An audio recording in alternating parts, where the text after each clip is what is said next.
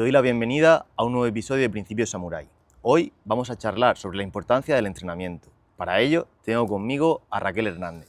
Bienvenida, Raquel. ¿Qué tal? ¿Cómo estás? Muy bien. Y la verdad es que para el mundo del entrenamiento no se me ocurría mejor persona que tú, ya que sé que tienes muchísima experiencia en el entrenamiento, tanto en alto rendimiento, de hecho has llegado a ser entrenadora olímpica, pero también tienes la capacidad de bajar eso al mundo terrenal para todos los clientes o todos los humanos, por así decirlo. Entonces, primero me gustaría que te presentaras, para quien no te conozca, ¿quién es Raquel Hernández? Bueno, lo primero, muchas gracias por la invitación y bueno, pues Raquel es una mujer con mucha energía, con mucha necesidad de aprendizaje continuo y también muy enamorada de lo importante que es moverse y entrenar para poder desarrollar nuestra vida como nos apetezca y nos haga feliz, ¿no? Entonces, pues un poco he tenido etapas de mi vida como más formalizadas que hemos querido, hemos decidido pasar la mayoría de la gente y pues ahora estoy en un punto donde sigo con ese foco del entrenamiento y aprender y demás, viviéndolo de otra manera, pero soy una inquieta y una intensa también sobre esto y que me encanta aprender, esa soy. Pues son grandes virtudes, la verdad, que si todo lo que haces lo haces a fondo y además tienes esa mente abierta de seguir aprendiendo, tienes todas las cualidades ganadoras. Vamos a ver, no sé. Seguro que sí. Y bueno, has sacado últimamente un libro que me ha gustado mucho, la verdad, que es El arte de entrenarte, y me gustaría que nos contaras un poquito pues, de qué va ese libro y para quién va dirigido. Pues mira, voy a empezar por la segunda pregunta. Va dirigido, la intención era para todas las personas, para el público real. Normalmente he escrito mucho para entrenadores y fisioterapeutas y ahora es para la gente que entrena, que practica, que decide que tiene que meter en su semana 2-3 días de entrenamiento de fuerza o que le encanta jugar al pádel, salir a correr, hacer su crossfit. Va para esa gente, ¿no? Pero esa gente que además dice, parece que aquí necesito algo más, parece que, oye, mi cuerpo, tengo 36, 40 años y mi cuerpo está como todo el rato dándome señales de que esto no va para esa gente, ¿no? Personas activas, conscientes y que quieran aprender cosas. ¿Qué lleva el libro? Pues principalmente es un manual, en realidad es un manual muy palpable donde empieza haciendo una introducción de la diferencia de entrenar y practicar un deporte, que es ahí un poco una confusión, ¿no? O desde mi perspectiva me da la sensación de que se mezcla todo y luego pues poco a poco te voy describiendo la importancia de entrenar o cargar tu cuerpo con peso, de meterle carga a través del movimiento más natural, primitivo y biológico del ser humano. Y ahí tenemos 7 patrones fundamentales que curiosamente es muy fácil equipararlos con ejercicios de fuerza que conocemos a diario, ¿no? Entonces, es eso, ¿no? Para la gente interesada en el entrenamiento de a pie, del barro, como yo digo, y intentar dar de una manera muy sencilla pero a la vez sofisticada, es decir, que tengas en cuenta 3 detalles en cada patrón para que des un salto en tu manera de entrenar y sobre todo en tu manera de sentirte. Y has dicho algo muy interesante. Has dicho que hay una diferencia entre el entrenamiento y la práctica. ¿Nos podrías describir esa diferenciación según cómo tú lo ves? Sí, mira, desde la perspectiva del movimiento humano, que un movimiento emerja, que nosotros nos levantemos de aquí ahora mismo y peguemos un salto, siempre va a depender de las características que tenemos cada uno de nosotros, modificables y no modificables. Hay características que no van a modificarse y otras que pueden modificarse con la repetición de determinados estímulos. Va a depender del objetivo que tengamos. Imagínate que decimos, Rafa, a la de 3, ¿quién se levanta primero? ¿Vale? Ese es el objetivo, ser lo más rápido. Y la tercera parte o el tercer gran elemento es el contexto o el entorno donde estamos. No es lo mismo que estemos sentados en esta silla que parece que se nos hunde el culo, Sí. descalzos sobre unas tarimas, que si estamos en un taburete o estamos en una silla más baja, más alta y con un suelo de arena, cambiaría nuestra manera, ¿no? Entonces, entendiendo que el movimiento va a emerger siempre dependiendo de esos 3 elementos, individuo, contexto y objetivo, cuando hablamos de entrenarte, la diferencia de entrenar y practicar es que el entrenar depende especialmente para mejorar al individuo, esos factores no modificables. Modificables. Efectivamente, yo siempre digo, entrenar de una manera no te va a cambiar el color de los ojos, pero entrenar de una manera que te va a venir muy bien te puede mejorar la fuerza en el apoyo y te puede hacer que mantengas más tiempo la generación de potencia en el suelo si quieres correr. ¿Qué hace practicar deportes? Tus características son importantes para cómo lo desempeñas.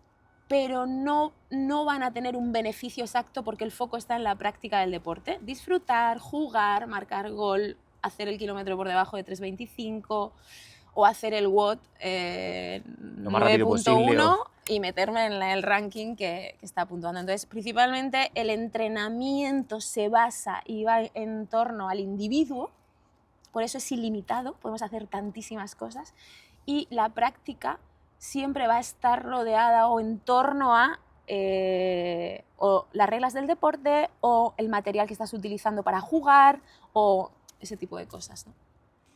La verdad que tiene mucho sentido, ¿no? Al final yo entreno para mejorar mi cuerpo y ya luego si tengo un cuerpo entrenado podré practicar cualquier deporte o cualquier actividad que me apetezca. Claro, y por ejemplo, hablábamos de las mazas y demás.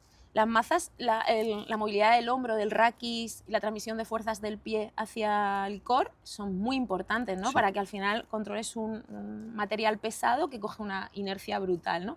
Imagínate que voy a cogerlo yo, que tengo problemas de movilidad en mi tórax o mi pie no estabiliza o mi hombro no se mueve como debería. Seguramente yo movería la maza, la movería de la mejor forma que pudiese, pero puede ser que si tengo una falta de requisitos de ese tipo en la movilidad del hombro o del pie de transmitir, empiece a las 3-4 semanas a decir, coño, el hombro derecho me está dando ahí raro, jolín, que cada vez que hago esto me pincha. Entonces dices, vale, las mazas sigue practicándolas, tío, pero entiende que tu hombro necesita para ti entrenar un poco esa movilidad y esa gestión de cargas acelerativas de la maza para que luego la maza la puedas disfrutar de la leche. Es un poco la diferencia, ¿no?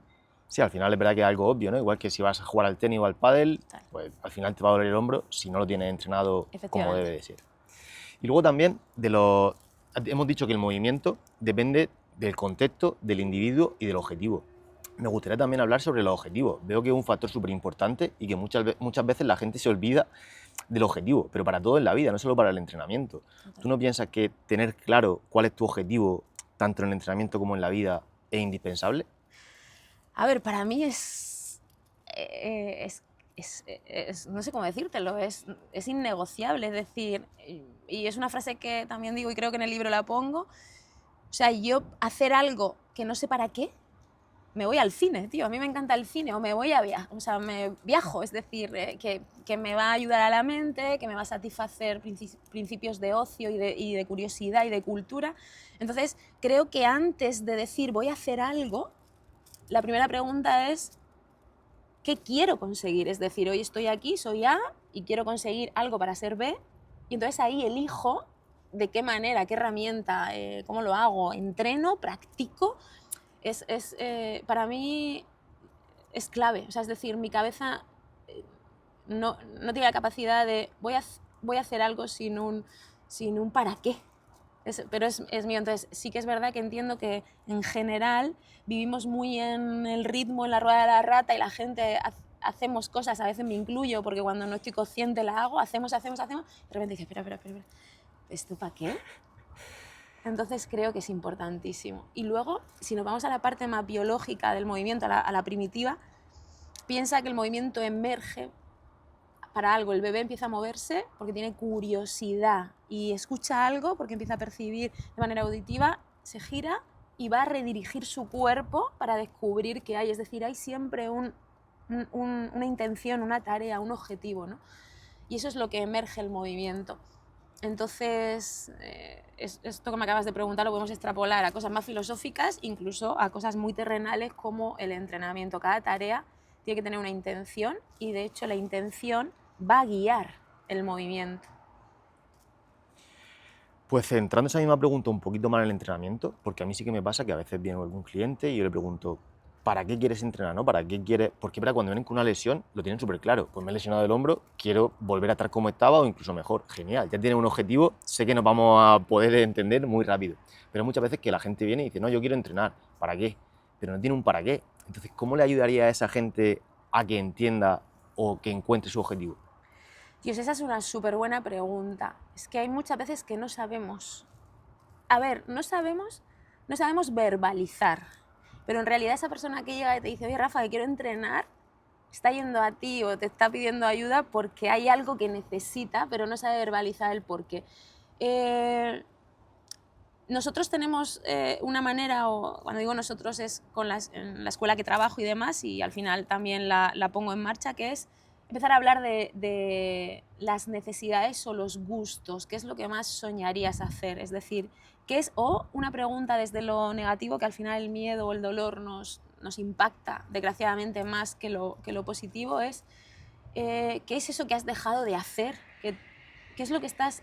cuéntame algo que antes te encantaba hacer y ahora no estás pudiendo hacer, porque generalmente por el desarrollo del ser humano de jóvenes podemos hacer de todo a todas horas y sin cansancio, pero conforme vamos cumpliendo años parece que eso se va mermando, ¿no? Parece no es ley un poco de Pero vida, ¿no? tampoco debería de ser así. Exacto, es ley de vida por cómo nos estamos educando y que es lo normal, que diga lo normal no es que tenga que ser, ¿no? Pero entonces pregúntale, ¿tú qué hacías antes? ¿Qué es lo que más te ha encantado hacer? ¿Cómo es lo que más has disfrutado?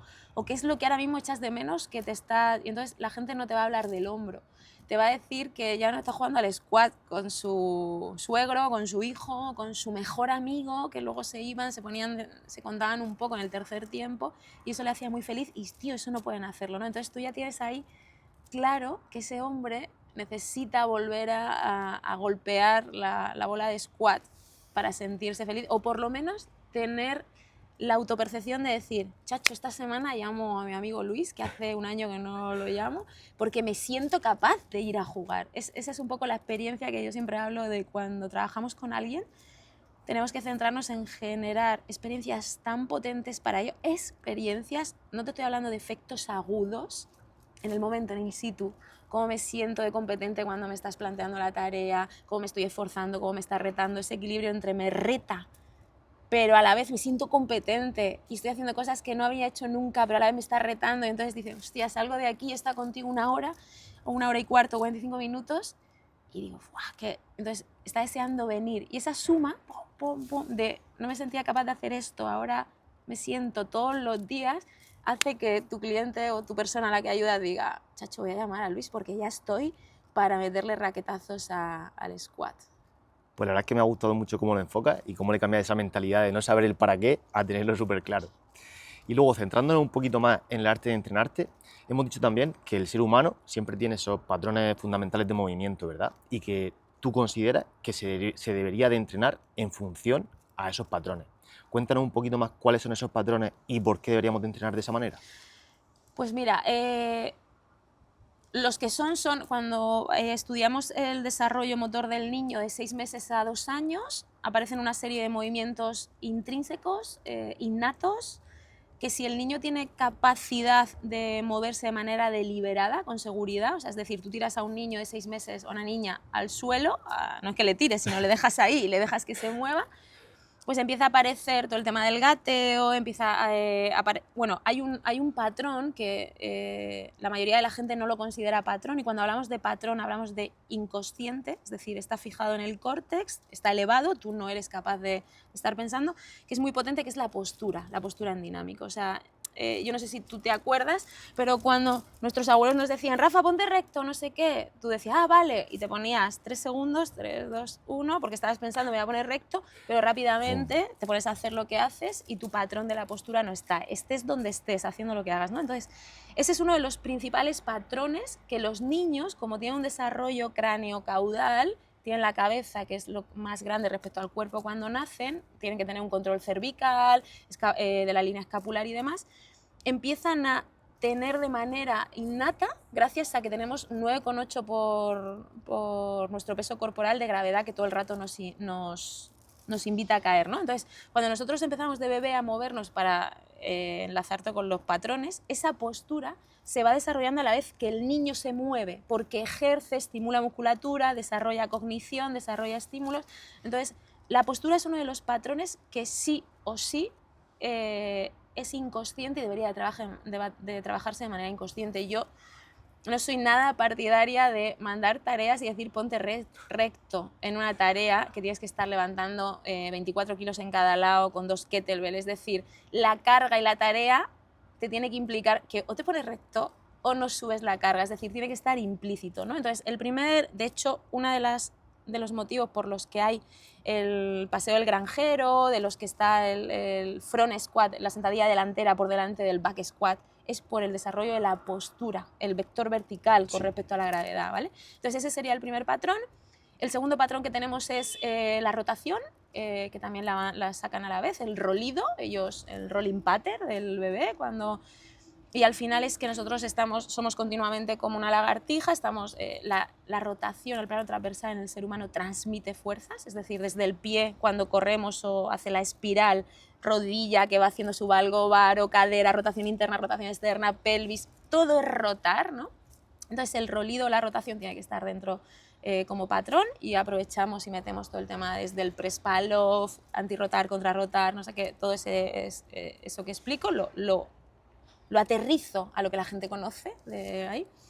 Luego tenemos el empuje y la tracción, que por supuesto como patrón están implícitos la rotación, deben de estar, porque yo te puedo empujar así, pero si quiero seguir empujando, entra esto, correcto. Y si quiero seguir empujando, entra esto, es decir, ya hablamos de ese concepto de rolido integral o de rotación integral, y la tracción de la misma manera. Luego tenemos el agacharse y levantarse, que es ese patrón de triple, aterrizado a la sentadilla. La sentadilla es un gesto técnico, punto. La gente que empieza a hablar de la sentadilla es cuando va a un gimnasio, un contexto de educación física, no, se aprende ahí, pero está debajo el patrón de agacharse, ponerse de cuclillas y ponerse de pie. Luego tenemos el patrón de la marcha, lo mismo, que primero está la primitiva y luego ya el niño cuando va controlando ese equilibrio dinámico hacia arriba, pues nosotros lo metemos con todo el tema del desplazamiento y del granjero. Y a la vez hay dos, entre comillas, tareas que aterrizo que están relacionados con el traslado de carga, que es ese granjero, y la zancada, pero el granjero y la zancada van muy de la mano a la marcha.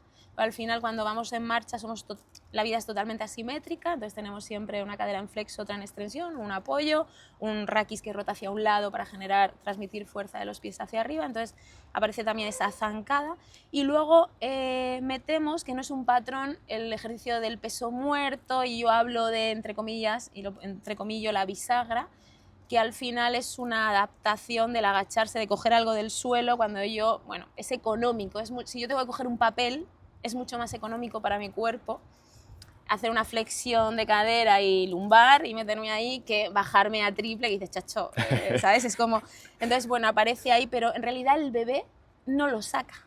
El bebé va a coger una canica que pesa nada y se mete de triple. Entonces, yo explico ahí muy bien que la bisagra o el peso muerto tiene que estar en nuestro entorno, primero porque es una opción más económica, y dos, porque como nos pegamos tanto tiempo como tú y yo estamos este ratito sentados, coche, casa, trabajo, no sé qué, toda esa línea posterior, o sea, toda esa capacidad extensora del cuerpo se inhibe y pues tiene que estar ahí para reactivar y ponerse fuerte. Y sobre todo el peso muerto con carga, para mí es uno de los ejercicios más potentes junto con el granjero del vector vertical, de manejar el vector vertical. Piensa que cuando vamos viendo a una persona 50, 55, 60 años, una de las características que más relacionamos con su estado de vitalidad es su postura cuando camina.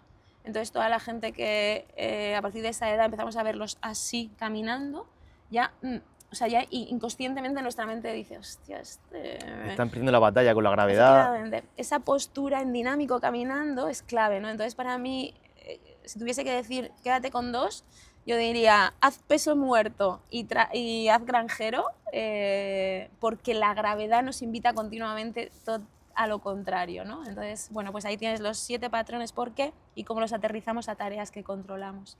Me gusta. Y estos 7 patrones los utilizarías tanto con deportistas de alto nivel como con personas de a pie. Total. Hay una pirámide muy chula que no existe, pero yo siempre hablo de ella porque la pinto, que es la pirámide del movimiento, que hablamos de la base son los patrones de movimiento, encima digamos que son mecánicas de movimiento. ¿Te acuerdas de los 3 macroelementos que hablábamos? Persona, contexto y objetivo, correcto, ¿no? Pues si solo hablamos de la persona, cualquier persona individual tiene que controlar esos patrones para moverse ella misma de manera independiente por ella misma, su cuerpo. Pero si hablamos de un movimiento con una intención, correr, saltar, lanzar, sprintar, cambiar de dirección, balancear, flotar, ¿vale? Tenemos una intención. Estamos hablando no de patrones, estamos hablando de vamos a llamarle mecánicas de movimiento. Pero no hay contexto, es decir, tú puedes flotar en la piscina, puedes flotar en un jacuzzi, en el Mar Muerto, que tiene mucha sal, o en San Javier, o en Portugal, que estuve hace poco, y el contexto es diferente, ¿no? Entonces, el último de la pirámide sería el contexto real que tiene el individuo, la intención y el contexto, es la máxima especialización, ¿no? Entonces, cuando nosotros trabajamos con deportistas, yo lo primero que valoro es cómo están esos patrones. Hay muchos que los tienen muy bien, pero hay muchos que hay que trabajarlos. Cuando eso está y bajo carga, empiezas a focalizar en cómo está la eficiencia mecánica de esas mecánicas que hablaba, que es el movimiento con alta expresión cinemática y con una intención, pero sin contexto. Y luego ya todo eso se transcribe a cómo lo ves en el contexto real. Esta semana he estado valorando un jugador de vóley playa muy potente y lo primero que hice fue irme a verlo a la final del Campeonato de España absoluto. Me fui a verlo en el contexto. Y luego cuando me he ido a valorarlo, le he valorado mecánicas, cómo salta, cómo corre, cómo lanza, tal, que lo necesita para su vóley. Y luego he valorado sus patrones, luego sus complejos analíticos, y esos patrones los tiene muy bien. Entonces, ¿dónde me tengo que ir? A optimizar la eficiencia de esas mecánicas. Entonces, ¿lo tienen que usar tanto deportistas como personas? Sí. Ahora, cuando tú ya tienes esos patrones más o menos optimizados, que es ponerte, es currar con cierta información o conocimiento, vamos a por las mecánicas, que es la idea del arte de entrenarte 2. Quiero ir a sacar un manual muy parecido, pero donde diga y te lleve de manera progresiva cómo mejorar tu manera de saltar, correr, lanzar, sprintar y cambiar de dirección a través de tareas y que en esa tarea hable muy bien del foco, del objetivo, donde tienes que prestar atención y cómo tienes que manejar tu cuerpo. Qué bueno.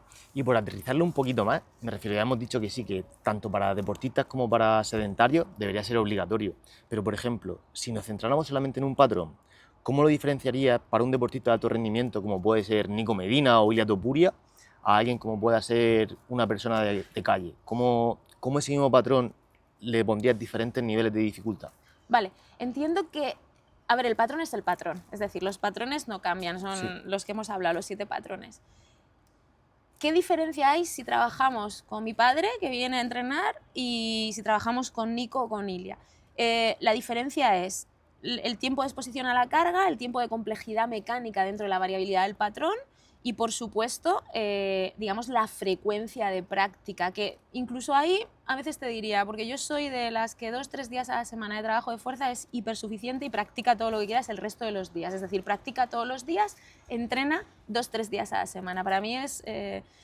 Entonces, la diferencia principal sería las progresiones, el tiempo bajo carga y la complejidad coordinativa de la variabilidad del patrón. A mi padre, pues seguramente no le implicaría tanta variabilidad coordinativa, le haría patrones mucho más sencillos y demás. Y a Nico y a Ilia, una vez que controlen los sencillos, me iría a combinarlo. Incluso hay un trabajo de fuerza muy chulo que por ahí se llama... tema de Total Body Power, que es, bueno, pues hablamos de que todo el cuerpo se mueva manejando una carga externa, que suele ser la kettlebell. Con el tema de la kettlebell se puede hacer también con las claves, Sí. y en realidad son composiciones y mezclas de un patrón a otro. Entonces, la manera de trabajar la potencia desde una perspectiva coordinativa, que para mí o coordinas o la potencia va a ser muy analítica, muy alejada de lo que puede hacer un ser humano, ¿no? O no, entonces esa es la idea. A mi padre le iría fases mucho más iniciales de la progresión en los patrones. Como por ejemplo, dame un ejemplo. Por ejemplo, mi padre, el patrón de triple, empezaría con un step up, un step down, ¿no? Con Ilia y con Nico me iría a trabajos de fuerza donde tengan que trabajar la triple en ángulos muy reducidos, muy abajo, porque ellos pasan de abajo a arriba y demás, y el tiempo de tensión sería mayor y le implicaría incluso que tengan que rotar dentro del patrón de triple. Es decir, habría un mix de patrones dentro de la tarea. Con mi padre no, me iría a un step up. Claro.